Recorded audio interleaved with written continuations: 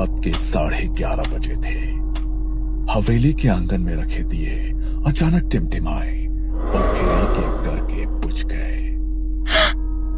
हे भगवान, ये कैसी आवाज थी? रमेश भी घबरा कर उठते हैं। दोनों अंधेरे में चारों तरफ देखने की कोशिश करते हैं। किचन से लगातार खड़खड़ाहट की आवाज आ रही थी। शारदा डरते डरते अंदर गई। मिट्टी के बर्तन जमीन पर बिखरे पड़े थे, लेकिन वहां कोई नहीं था। ये सब अपने आप कैसे गिर गया? रमेश खिड़की के पास जाते हैं और बाहर झांकते हैं। बाहर आंगन में अंधेरा था। रमेश का दिल जोर से धड़क रहा था। कोई ऊपर वाली खिड़की से झांक रहा था। वे दोनों घबराए हुए तुरंत कमरे में लौटते हैं और मीरा के पास पहुंचते हैं। रमेश ने उसका माथा छुआ तो हाथ तपे अंगारे जैसे जल उठा। माँ, कोई मेरे बाल खींच रहा है। मीरा का चेहरा पसीने से भीगा होता है और तकिए पर टूटे हुए बाल बिखरे होते हैं। ये कोई साधारण घर नहीं था। ये थी पाटन की पुरानी हवेली, जो पिछले 100 सालों से अपने रहस्यों के लिए जानी जाती थी। इस हवेली के बड़े बड़े हिस्सों में अब 4 परिवार रहते थे। रमेश और शारदा अपनी बेटी मीरा के साथ, सुधीर अपने बूढ़े पिता के साथ, जोशी जी अपनी पत्नी और 2 बेटों के साथ, और कुछ ही महीनों पहले सबसे किनारे वाले हिस्से में रहने आई थी कमला, अकेली विधवा औरत। दिन में सब कुछ सामान्य दिखता। लोग काम पर जाते, बच्चे खेलते और हवेली किसी आम जगह की तरह लगती। लेकिन रात होते ही हवेली बदल जाती थी। दीवारों पर नमी से अजीब धब्बे बन जाते थे। गलियारों से धीमी धीमी आवाजें सुनाई देती थी। हवेली में सालों से लोग रहते आए थे। छोटी मोटी बातें तो पहले भी होती थी, लेकिन ये सब कुछ ही महीने पहले शुरू हुआ था। अजीब घटनाएं तेजी से बढ़ने लगी और सबसे डरावनी बात, हर रात किसी न किसी के कमरे से अजीब आवाजें आती। और आज बर्तन गिरना, दिए बुझना और मीरा का बुखार, ये इस डरावनी रात की बस शुरुआत थी। अब ये हवेली सिर्फ 4 परिवारों का सहारा नहीं रह गई थी। ये धीरे धीरे एक रहस्यमयी जाल में बदल रही थी।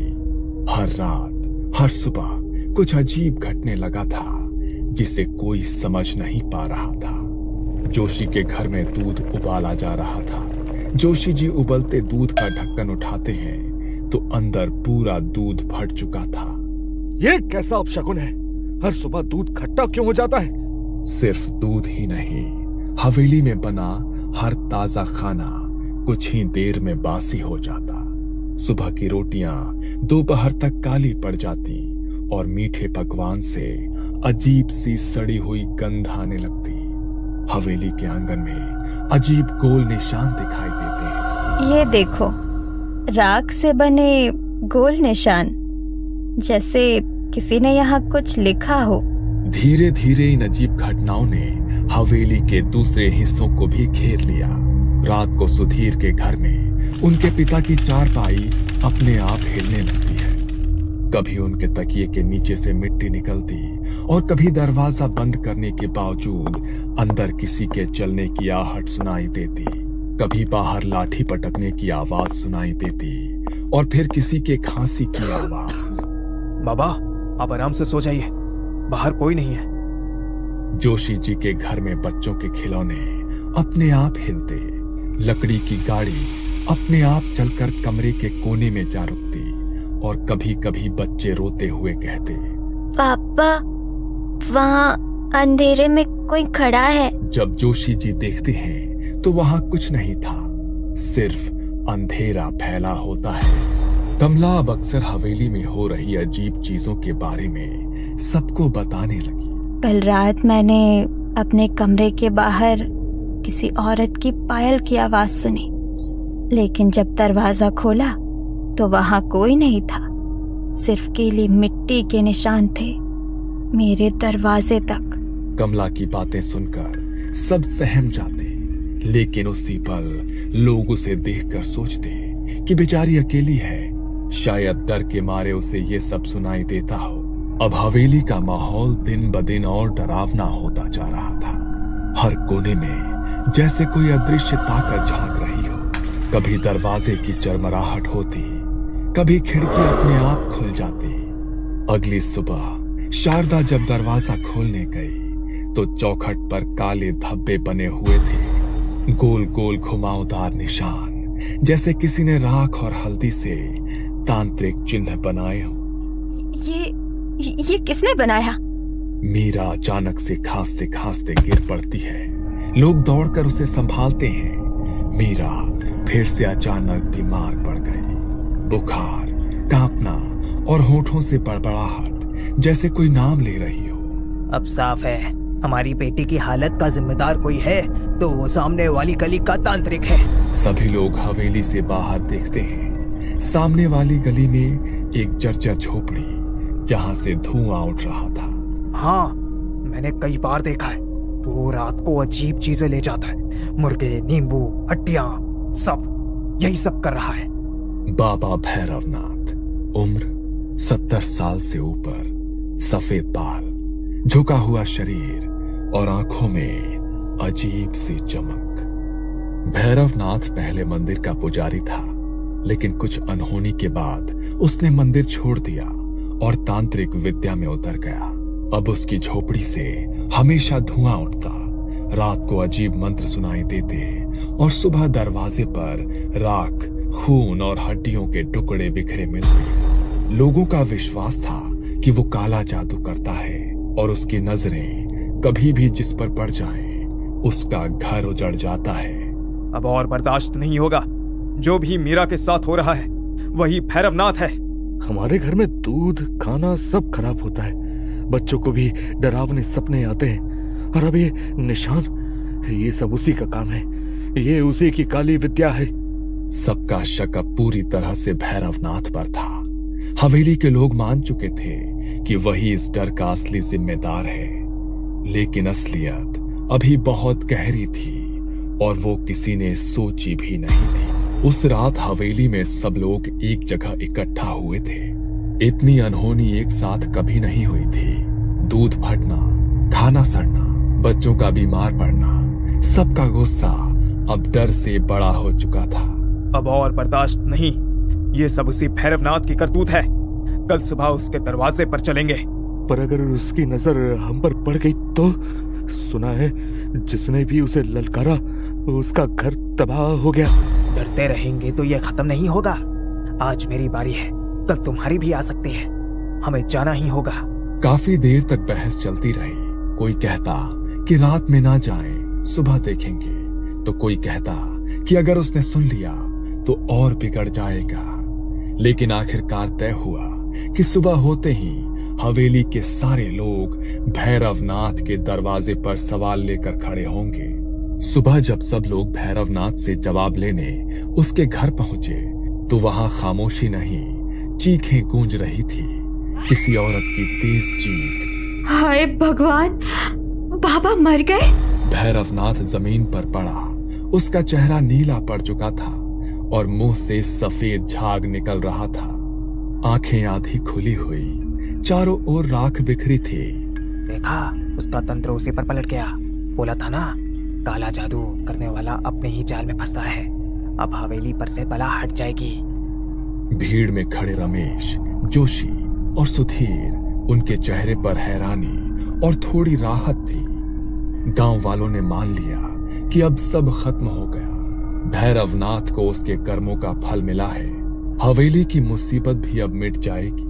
लेकिन सच्चाई ये थी कि असली खेल अब शुरू हुआ था और ये खेल भैरवनाथ का नहीं, किसी और का था। भैरवनाथ की मौत के बाद भी अंधेरे का खेल अभी खत्म नहीं हुआ था। अचानक खिड़की धड़ाम से खुलती है और पर्दा उड़कर जलते दिए की लौ बुझा जाती है। कल रात मेरी खिड़की पर कोई जोर जोर से दस्तक दे रहा था। डर के मारे मैं रात भर सो नहीं पाई। अगली सुबह सुधीर ने तकिए के नीचे हाथ डाला और फिर वही चीज निकली लाल धागा, राख और कटा हुआ नींबू। हर रोज ये क्यों मिलता है मेरे तकिए के नीचे? कौन कर रहा है ये सब? लेकिन सबसे बुरी हालत थी मीरा की। उसका चेहरा अब बिल्कुल पीला पड़ चुका था, बाल झड़कर जमीन पर बिखर जाते, वो बुखार में तड़पते और कभी कभी अचानक चीख उठती। सुधीर ने मजबूरी में डॉक्टर को फिर से हवेली बुलाया। बुखार तो है पर कोई दवा असर ही नहीं कर रही, ये बीमारी जैसी नहीं लगती। सब एक दूसरे का चेहरा देखते हैं। आखिरकार सबने तय किया कि अब किसी तांत्रिक को बुलाया जाए। कोई साधारण बीमारी नहीं, हवेली पर बुरी नजर है। गांव के लोग एक बूढ़े तांत्रिक को हवेली लेकर आते हैं, हाथ में कमंडल और राख। ये हवेली साधारण जगह नहीं है। दीवारों पर धब्बे, खिड़कियों पर राख के निशान, ये सब सूतक सिद्धि का असर है।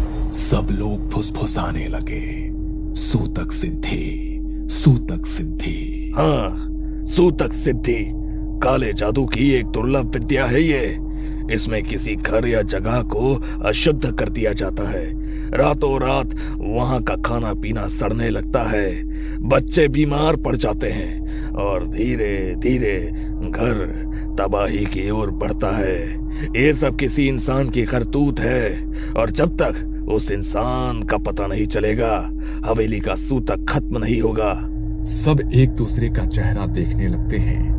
तांत्रिक के जाने के बाद हवेली का माहौल और जहरीला हो गया। अब सबको लगने लगा कि ये बला बाहर से नहीं, घर के अंदर से आई है। लेकिन कौन है वो, ये कोई नहीं जानता था।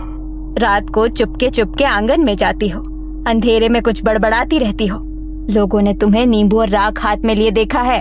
कहीं ये सब काला काम तुम ही तो नहीं कर रही?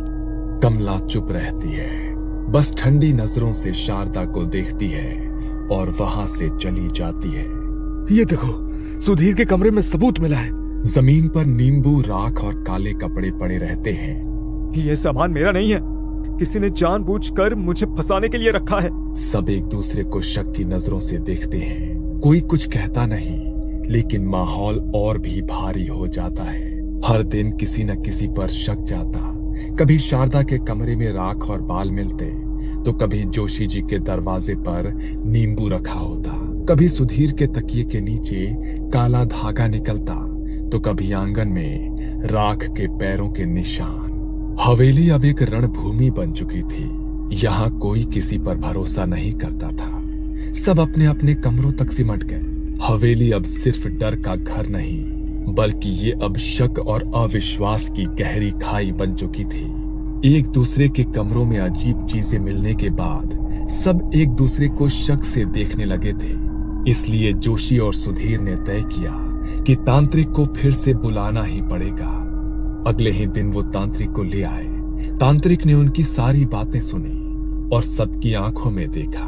यह सामान तुम में से किसी का भी नहीं है। इन्हें जानबूझकर रखा गया है ताकि शक तुम सब में फैलता रहे। ये किसी और का काम है और अब मुझे अंदाजा हो रहा है कि असली खेल कौन खेल रहा है।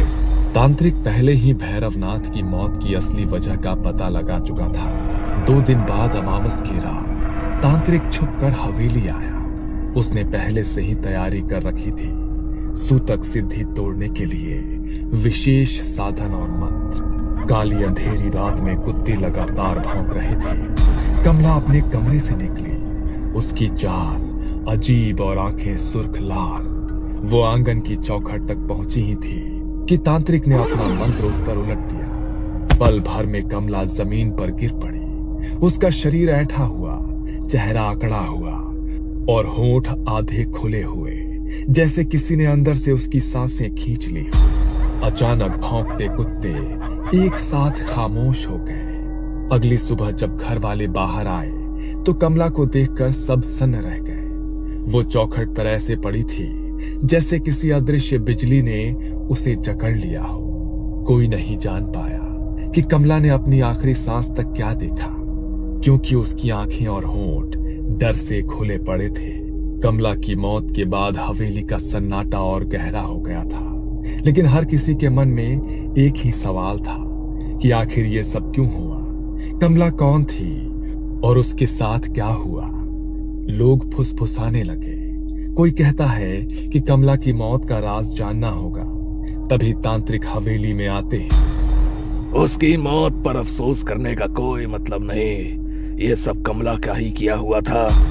उसने सूतक सिद्धि साधी थी और उसी ने चालाकी से तुम सबका शक भैरवनाथ की तरफ मोड़ा। भैरवनाथ उसकी हकीकत जान चुका था, इसलिए वो उसका पहला शिकार बना। ये सुनकर सब दंग रह गए। औरतें मुंह पर हाथ रख लेती हैं। लेकिन कमला ऐसा क्यों करेगी? उसने हमें क्यों सताया? क्योंकि उसे किसी को खुश देखना पसंद नहीं था। उसके अपने जीवन से सुख शांति जा चुकी थी और अब वो चाहती थी कि कोई और भी सुखी न रहे। उसे तुम सबकी खुशहाली छीननी थी और धीरे धीरे इस हवेली पर कब्जा करना था। मैंने उसकी जिंदगी के बारे में सब पता लगाया है। उसके माता पिता बचपन में ही गुजर गए थे।